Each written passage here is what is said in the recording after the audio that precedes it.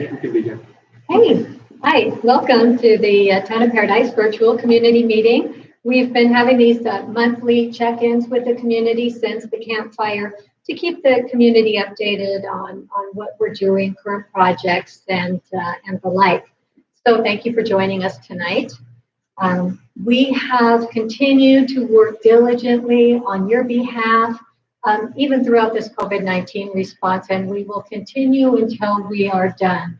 We are committed to see this campfire recovery through. And although I have announced my retirement for September, and it's closing in on me, the town staff is here for you. They are committed. They are an A-team. They are the best of the best, and they are here to make sure that we keep the momentum going and that we recover from this campfire. So, I have heard that some people were on the fence about moving back in because whether it was the water or the hazardous trees or the fire danger. But now more than ever, I am hearing people, they're determined to get back home, and our community-led long-term recovery plan will get accomplished. We are rebuilding our town. Nothing will stop us. Next month, you will hear an update regarding the water. Again, there is potable water being delivered to every new home that is being built on the ridge. We're having a lot of rebuilding on the ridge, a lot of new homes going up everywhere you look. We are working on our plan. Nothing will stop us. Tonight, you will hear a brief update from Colette Curtis on some town news. You will hear from the police chief and the success we are having with the Paradise Police Department. So we're very proud of our police department, even though it's been a rough couple of years. We're very proud of our department and its leadership. You'll also hear from our fire chief, John Messina. We'll talk about the importance of vegetation removal and what to expect with our upcoming fire season. So with that, I'm Colette Curtis. Thank you, Lauren. As Lauren mentioned, I have just a few updates for the Town of Paradise tonight before we get into the main portion of our program tonight, which is about public safety. So first, I'm really happy to announce that we have a new disaster recovery director who will be joining us on Monday, May 11th.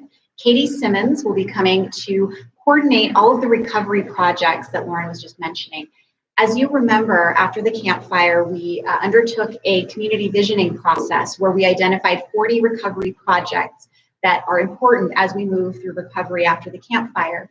And it is Katie's job to come in, coordinate with Cal OES, FEMA, town staff, and most importantly, our residents, to make sure that that community vision becomes a reality. We're so excited to have Katie start with us on Monday. We know she's going to hit the ground running. So next, I want to mention the Government Hazard Tree Removal Program. This is the program that we've been talking about for many months, and I just wanted to mention that this program is still happening. There's been some information in the news about that program, that there was a delay due to a contract issue, but that program is still very much up and running, and there is going to be tree removal activity beginning in late June or July. And so I want to encourage anyone, if you have not submitted a tree ROE, your inspection access form, or your intent to certify form, you can still do that. We can have them submitted online via email, or you can mail those in, and you can download those forms online as well. So there's no need to go into any physical location to get those forms. You can get more information about that program and to download the forms at either makeitparadise.org or buttecountyrecovers.org. I also wanted to mention that the census is happening. You've probably heard about this quite a bit, but the census is very important for us as a community. When the census comes around every 10 years, those are the numbers that are used to allocate resources and funding for many years to come from the state and federal level. So it's very important that the census is as accurate as possible. And so I'd like to encourage anyone who has not already filled out their census form to do so. You can do it online at 2020census.gov. And finally, I want to just give an update about the new traffic signal in town at Skyway and Black Olive. So you may have seen some of that work going on over the last several weeks. That project is actually running ahead of schedule, and we are scheduled to stripe the roadway with its permanent striping for the intersection and turn on that traffic signal on Wednesday, May 13th. So I just want to make sure everyone is aware that that's happening, and to be cautious as you're driving through. We're all creatures of habit as we drive. So just look out for that new signal as we turn it on again on Wednesday, May 13th. And those are my updates for tonight. And so next we have Eric Reinbold, Chief of Police for the Paradise Police Department.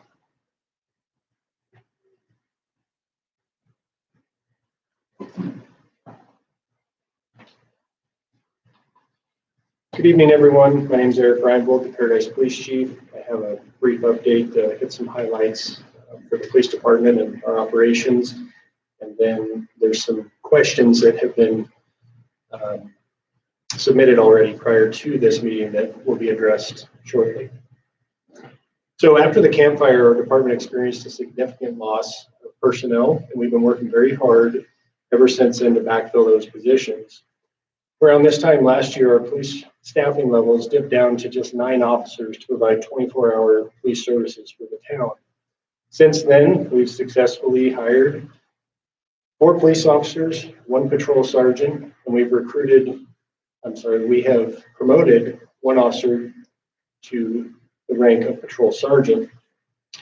We currently have 1 recruit in the Butte College Academy that is going to graduate June 5th. And we have 2 additional police officer positions that we're in the process of backfilling and have backgrounds for those 2 positions currently. So we're very excited to have our patrol operation numbers increasing, which is allowing our officers to have a greater presence in the community. And it adds additional support to our patrol operations and the services that we provide to our citizens. Animal control operations are also overseen by the police department as well. Some of you may have recently seen that our shelter was emptied, and that's because individuals and families adopted all of those animals out. So with the occupancy of the shelter low, our animal control team has taken the opportunity to complete ongoing projects, which includes general maintenance, painting, and they're updating the outdoor kennels and the play areas. And it's a good opportunity to get these projects completed because it'll benefit the animals that will pass through our shelter in the near future. So of note, I wanted to touch on some recent crime trends that we've been experiencing, and unfortunately that still involves thefts. Over the last couple of months, the police department has conducted several investigations for burglaries, vehicle thefts, grand theft, and petty theft. I feel it's important to give our officers credit, as many of these investigations have resulted in an arrest and the recovery of stolen property. Many of these incidents have been crimes of opportunity, vehicles or trailers stored on vacant lots being stolen, sheds or standing structures being broken into where nobody lives on the property to keep an eye on things. And unfortunately, we're seeing some theft of construction material as of recently.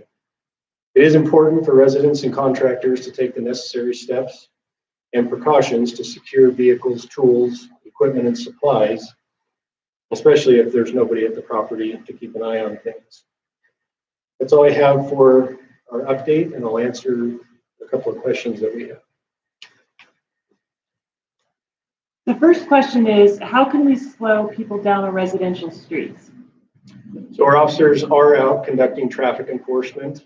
Of course, with the COVID-19 pandemic still underway, we haven't said that we're going to limit proactivity. We're still addressing traffic issues and hazards. Our volunteers in the past have put out the radar trailer, which has a sign on it that indicates what your speed is and what the posted speed limit is. So it is a educational piece and a deterrent. Through a grant, Pete Strong Fund, our volunteers actually just took delivery of a new radar trailer. And so when we can get our volunteers back supporting us, then we'll start taking signups again for that, coupled with additional enforcement for problem areas. Next question, what enforcement action will the town of Paradise take regarding suspected marijuana garden associated with the dry camp? So any marijuana grows will be investigated. We have a town ordinance. We'll work with code enforcement to look at that. We cannot have any outdoor grows. And indoor marijuana grows have to be permitted. And there's some very tight restrictions on that.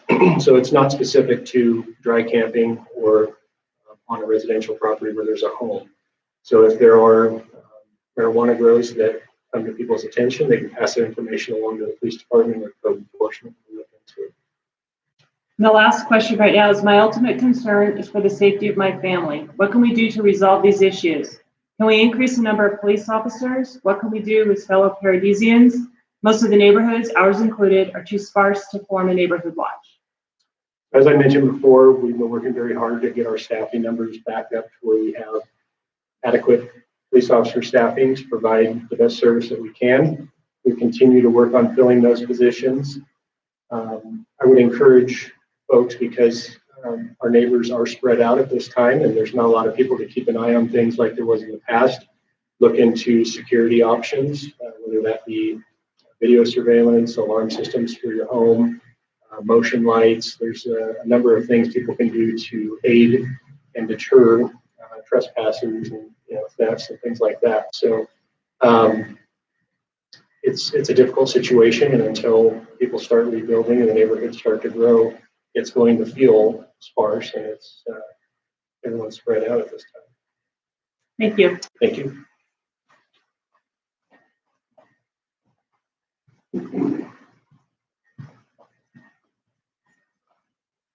Good evening. I'm John Messina with CAL FIRE in the Town of Paradise Fire Department. And tonight I'd like to briefly talk to you about where we're at this year with the upcoming fire season and what actions we're taking to mitigate some of those issues that we have. I don't think I need to tell anybody out there that's watching that we're dry this year. And if you look at the stats up on the board, our annual precipitation at the 8 Northern California collection sites is about 57% of normal. Annual snowfall is at 30% of normal. I think we know through the February, it was record-breaking drought. We had a little bit of precip in March, and April has been dry. Last year at this time, we had 72 inches of rainfall in the town of Paradise. We're currently sitting at 20. That's 52 inches of rain less than what we experienced last year. If you talk to the summer forecasters, so we can expect a warmer and drier summer than we have in the past, which sets the scenario up for a potential for a very active wildfire season. So what are we going to do about that? How are we going to mitigate that in the town? There's a few things we can do, and I don't think any of this is a surprise. And the first one that property owners can do is fuel reduction, defensible space and fuel reductions on their property. Currently, the town of Paradise code enforcement, fire inspectors, and fire department, they're out inspecting properties right now, whether they're occupied or not. Doesn't matter if there's a home on it or if it's vacant, if there's a for sale sign or not. Your property will be inspected, and you will be required to meet the requirements of the ordinance. Don't wait for inspections. Do it now. By the time we get to you, it's going to be too late. Don't wait for us to serve you a notice that you need to comply with the order. As the time frames get narrow and narrow, it becomes harder and harder to accomplish those tasks. It's a continuous process. It starts now and goes year round. It's required to be maintained annually, and it's not something that you just do now and it just goes away. It's something that we have to stay on top of. And something that we want to remind residents is it's required, and it is now the law. There is no option to not do defensible space or fuel reduction in the town of Paradise. That comment isn't intended to scare anybody. That's just the facts. We've all been through some traumatic events over the last few years in the town of Paradise, and this is one mechanism to ensure that those similar events don't happen again. So what actions can you be taken when we're talking about defensible space and fuel reduction? This has been something that every community is dealing with for years. This should be no surprise. Nobody should be saying right now, this is the first time I've heard of this, defensible space, fuel reduction on your property. There are a number of things that inspectors are going to be looking for on your property. And specifically, it's fuel reduction of the hazardous fuels. And I can tell you this big long list up on the board We'll be looking for all of those. Most of them are fairly minute, but they will provide a level of safety. If anybody asked me today, and I had nothing but me standing up there telling me, they could say, what is the most important thing I can do to create a defensible space or reduce the vegetation on my property? Number one, down highlighted at the bottom. Simple as this. Cut and mow the grass on your property out to 100 feet down to 4 inches. Reduce any overgrown brush on your property out to 100 feet. If you were to just do those bare minimums, you will create a safety factor to your home where most likely during any wildland fire, your home would survive. Plus, the inspectors would probably go past your home because it looked good and wouldn't give you an inspection. I just want to remind everybody, though, this is no longer optional and it is required to complete. What do we do with all that grass and vegetation that you've just cut? Currently, open burning is still going on in the town of Paradise. Permits are valid through May 31st. You can get them online. There's 2 types of permits, residential or fuel reduction, depending on the size of your pile. You're able to obtain them online, and due to the COVID-19 restrictions that we have in place throughout the town government, you can only get those online, and we do not issue them in person. Burning is very effective at reducing your vegetation piles on your property. We've had very little issues. There have been some smoke complaints to the town. We're addressing those. What I would encourage people to do is if they feel that there's an unsafe operation going on in their neighborhood, they need to call the fire department, and we'll come out and ensure that that operation is legal, permitted, and safe. We understand the concern that people have with fire in the town of Paradise. Personal readiness. This is another thing that you can do to prepare yourself for this summer. Coincidentally, this is the Wildfire Awareness Week. And with that, people should be taking time to prepare themselves for their upcoming summer. And again, I'm going to say it again and again, nothing should be a surprise when it comes to wildland fire in Paradise. We live with it and we'll learn to cope with it. Personal readiness. This is probably the second most important thing you can do. Prepare yourself. Get ready. Create defensible space, reduce the fuel around your structures. Get set. Get set means talk to your family ahead of time. Prepare. Establish a evacuation kit to take with you. Know your evacuation plan. Understand and be alert to the surroundings. Some things that the weather forecasters do throughout the summer is they'll announce a red flag warning. A red flag warning isn't for the fire forecaster to give the firefighters. We already know the conditions. News outlets, radio outlets, social media will advertise a potential red flag warning. That should trigger a heightened sense of awareness for every resident in Paradise. Red flag warning means we're entering some sort of critical fire weather that may or may not actually happen, but what it should do is signal, I need to pay attention. You shouldn't go to bed at 9 o'clock at night when there's a red flag warning with no fuel in your tank, your cell phone not charged up, not making communication with family members, and at least talking about your evacuation plan if evacuation comes. That is part of the get set for the summer. And then the go. Remember, when it's time to evacuate, it's time to evacuate. Soon you'll be seeing a new Paradise evacuation plan mailed out to every resident in town. They'll also be distributed in hard copies through some outreach programs. And though it'll be a new plan, it's not that much different than the old plan. But there is one change, and one change that all public safety is advocating. And if any time during any type of wildland fire, regardless of the situation, what you see, smell, or hear, or what you don't hear, or what you don't get, if you feel unsafe, you should evacuate. Evacuate immediately. Initiate your family evacuation plan.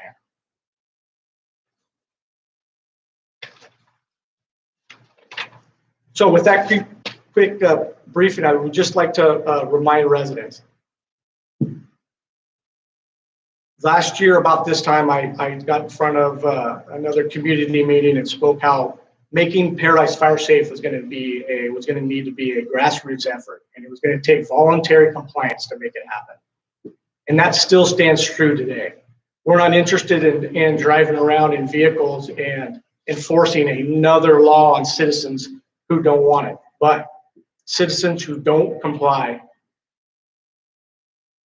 that will happen too. We have to move on with creating a fire safe community.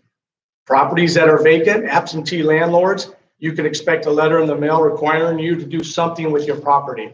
We cannot have properties that sit vacant month after month, year after year, even if there's a for sale sign on them, and left them neglect. All it does is jeopardize the neighbor, the community, and the entire region. And with that, I will answer some questions. We have one question for you. What are the plans to encourage property owners to maintain their properties? And are there any consequences if they do not comply? So again, we're looking for voluntary compliance. It's through education and enforcement. It's going to take a little bit of the property owner to educate themselves. This shouldn't be new. Defensible space and fuel reduction should not be new to anyone in California. When it comes to enforcement, we are systematically inspecting properties throughout town. We're giving notices of you did a great job or your property needs some help, and what that mitigation action should be for that property. You'll get a time frame to comply with that. If you don't comply with that, then you're subject to fines, citations, and or forced abatement with costs associated with that. Okay, so we have a couple more here. But can I use my permit to clean and burn my neighbor's vegetation for them while they can't come up to Paradise?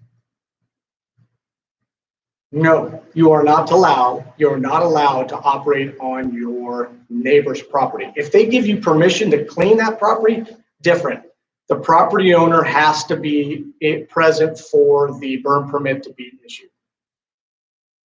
The last question is, with all of the trees and weeds on the Skyway coming into town, how will that be cleaned up? And when will that be cleaned up? One more time. There are the dead trees and weeds on the Skyway coming into town, and when will things be cleared up? Specifically on the vegetation along the town right of way. Our Public Works Department is actively working to clear those out through support of the Workforce Alliance. And you should see some of that action going on now along the bike path and roadways. And as far as the tree removal, the expected time to start to see some tree removal happen along roadways sometime in June. June, you should start seeing some action around town. That could be a long process. Now, anything outside of the town right away and outside of the tree removal program will be part of the department's inspection program of you need to maintain some vegetation an X amount of distance away from the roadway to provide a safe egress and ingress out of town should we need to evacuate again. Good, thank you.